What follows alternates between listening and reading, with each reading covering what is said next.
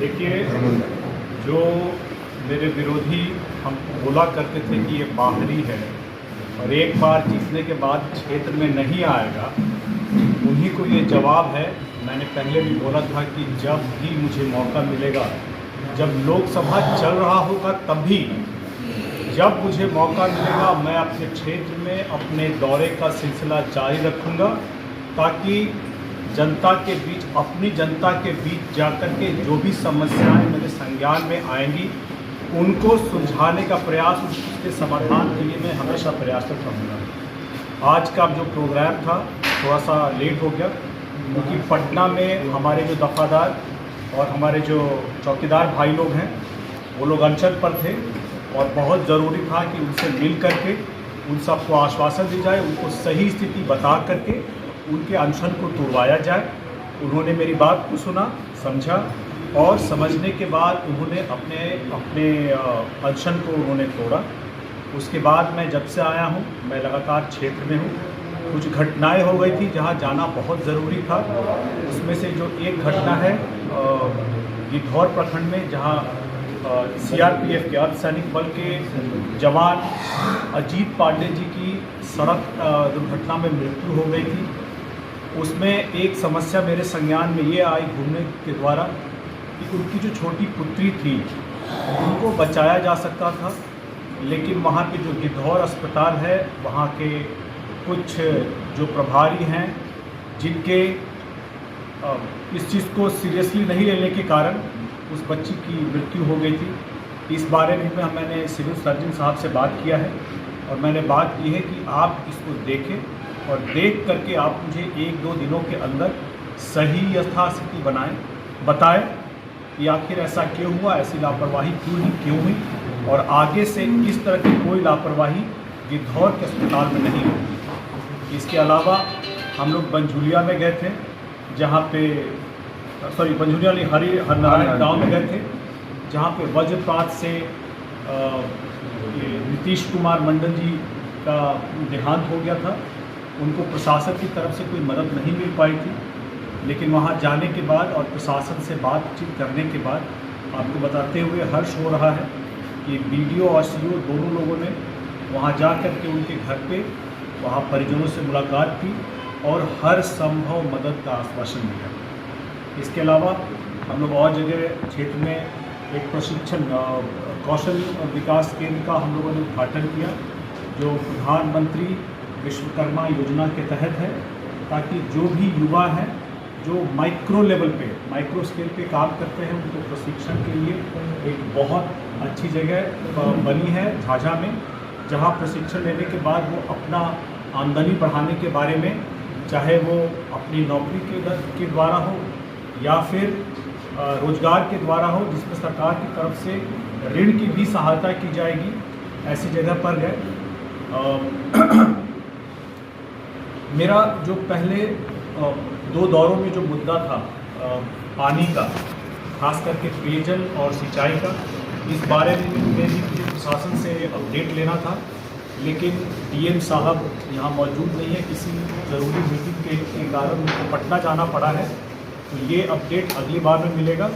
मेरा जो यहाँ का जो पेयजल का जो मुद्दा है और सिंचाई का जो मुद्दा है, ये मेरे प्रायोरिटी में रहेगा, मेरी प्रायोरिटी में रहेगा और इसको लेकर के मैं लगातार प्रशासन से बात करता रहूँगा कि इन सारे समस्याओं को कैसे सुलझाया जाए। अभी आते वक्त भी मेरे संज्ञान में आया कि बारिश कुछ कम हुई है, ऐसे में प्रशासन और क्या क्या कदम उठा सकते हैं इसको सुलझाने के लिए, इस बारे में भी प्रशासन से मेरी बात होगी और इसके लिए हर संभव जो प्रयास करना होगा प्रशासन के साथ मिल करके इसको हम लोग समाधान करने का प्रयास करेंगे। सांसद जी, आपने कहा कि गिद्धौर अस्पताल में लापरवाही बरती गई थी, तो क्या अरुण भारती पहली बार चेतावनी देकर छोड़ देंगे या उन पर कार्रवाई होगी लापरवाही बरती? देखिए, ये मेरे संज्ञान में आया है कि गिद्धौर अस्पताल में थोड़ी लापरवाही हुई थी, लेकिन जो इसका सही रिपोर्ट है वो सिविल सर्जन साहब से मिलेगा और उनसे बात करके कहा गया है कि आप इसका एक्चुअल रिपोर्ट मुझे बताएं और उसके बाद आपने उस पर क्या कार्रवाई की है, क्या एक्शन टेकन रिपोर्ट है, उसके बाद बताएं। तब हम लोग देखेंगे कि इसको सुधारने के लिए और क्या प्रयास किए जा सकते हैं। लगातार सदर अस्पताल से इस तरह से मनमानी की खबर आती रहती है, वहाँ जो दलाल हैं वो बैठे हुए हैं, तो इस पर कब तक एक्शन होगा? आप तीसरी बार दौरा है आपका। जी, तो अभी सिविल सर्जन साहब को मौका दिया जाए कुछ समय का, उनको यथास्थिति जान करके जो सही जानकारी है मेरे संज्ञान में लाने दिया जाए, उसके बाद जो उचित कार्रवाई होगी वो की जाएगी। जमुई में खासकर पौष इलाके में लगातार जल जमाव का नासूर बना हुआ है। जितने अधिकारी या फिर नेता आते हैं वो सिर्फ आश्वासन देते हैं कि अभी कुछ सीमा बन रहा है, ये बन रहा है, लेकिन आज तक उस पर कोई उचित ठोस कार्रवाई नहीं हुआ, जिसके कारण त्रस्त है यहाँ का। आप नए निर्वाचित सांसद हैं, क्या कुछ किया जाएगा उसको लेकर? देखिए, जहाँ भी जल जमाव की समस्या आ रही है मेरे संज्ञान में दिया जाए, और जो मैंने अपने पार्टी के लोगों को भी बोला है कि ऐसी कोई भी जल जमाव की समस्या जो मेरे संज्ञान में, जो उनके संज्ञान में आ रहा है और मेरे संज्ञान में आ रहा है, वो तो मैं आगे ले जाऊंगा प्रशासन के साथ के सामने, लेकिन उनके संज्ञान में भी जो आ रहा है वो मेरी संज्ञान में दें, ताकि प्रशासन के पास इसको ले जा करके जो उचित समाधान इसका हो सकता है उस पर हम लोग कार्रवाई करवा सकते हैं। जम्मू शहर में टोटो या ऑटो स्टैंड को लेकर, महिलाओं को लेकर के चौक चौराहे पर पानी की समस्या और जो शौचालय की समस्या, वॉशरूम की समस्या, कई लगातार इस तरह का समस्या बना हुआ है। उस पर भी अब तक कोई भी ध्यान नहीं दिए हैं। आप नए हैं, क्या करेंगे?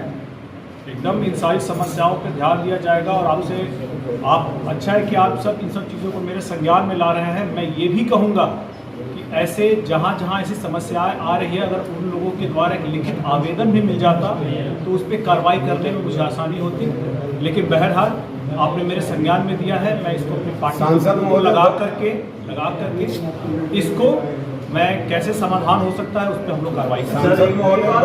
बजट पास हो गया, बजट पास हो गया। बजट में क्या जमुई लोकसभा के लिए आपकी तरफ से कुछ डिमांड है सदन के अंदर? क्या आपने प्लान किया इस बजट में? कुछ हिस्सेदारी जमुई लोकसभा के लिए भी आप सोचे हैं या पटल पर रखे हैं कुछ मुद्दों को आप सदन में? अभी जो बिहार को बजट मिला है, एक रूटीन एलोकेशन के अलावा भी 58,000 करोड़ से ज़्यादा का आवंटन मिला है, और ये मिला है नए एक्सप्रेसवे। बिहार में एक्सप्रेसवे नहीं है, नए एक्सप्रेसवे, गंगा नदी पे पुल, पावर प्लांट इत्यादि को लेकर के मिला है। और इसके अलावा आपको अगर याद होगा कि जो रोड मिला है जो समस्तीपुर और इससे होकर के जा रहा, मैं मुझे नाम याद है, वैशाली से होकर के जा रहा है, जो बक्सर से भागलपुर रोड जा रहा है, मुझे लगता है कि उसमें कुछ जो पोर्शन है जमुई का भी है। पटना नहीं, बक्सर टू भागलपुर में कुछ है, उसमें कुछ पोर्शन है। और इसके अलावा जमुई जो जिला है एक एस्पिरेशनल डिस्ट्रिक्ट है, इसलिए पीएमओ का भी नज़र है इसके ऊपर। तो मुझे पूर्ण विश्वास है कि जो रूटीन एलोकेशन है वो हमें एलोकेशन मिला है। फिलहाल जो मेरी प्रायोरिटीज़ में है, मेरा प्रायोरिटीज़ में जो है वो झाझा से पटिया रेल लाइन है, उसमें फाइनेंशियल एलोकेशन कराना रहेगा। इसके अलावा बरनार जलाशय प्रोजेक्ट जो इतने दिनों से रुका हुआ है, उस पर काम आगे बढ़ाने का रहेगा। ये दो मेरे बिल्कुल प्रायोरिटी में होंगे। इसके अलावा जो भी मेरे संज्ञान में लाया जाएगा, क्योंकि अगला बजट, ये बजट सिर्फ मात्र 6 महीने के लिए है, जो अगला बजट आएगा मेरा पूरा प्रयास रहेगा कि जमुई लोकसभा को भी कुछ अच्छे प्रोजेक्ट, बड़े प्रोजेक्ट यहाँ पे लाए जाए। सांसद जी, आपकी पार्टी जी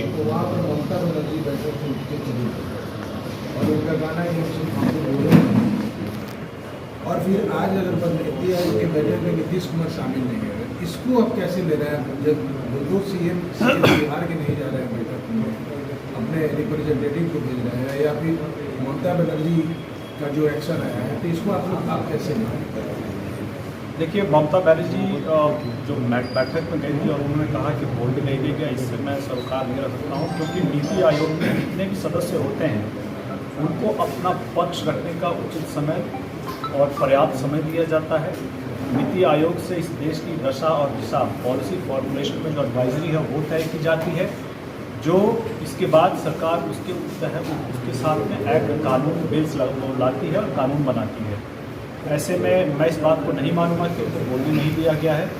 वो एक बड़े राज्य पश्चिम बंगाल के मुख्यमंत्री हैं, तो अवश्य ही उनको बोलने दिया होगा। अब क्या पॉलिटिकल कंपल्शन है मुझे उसके बारे में पता नहीं है, जो उन्होंने ऐसा बयान दिया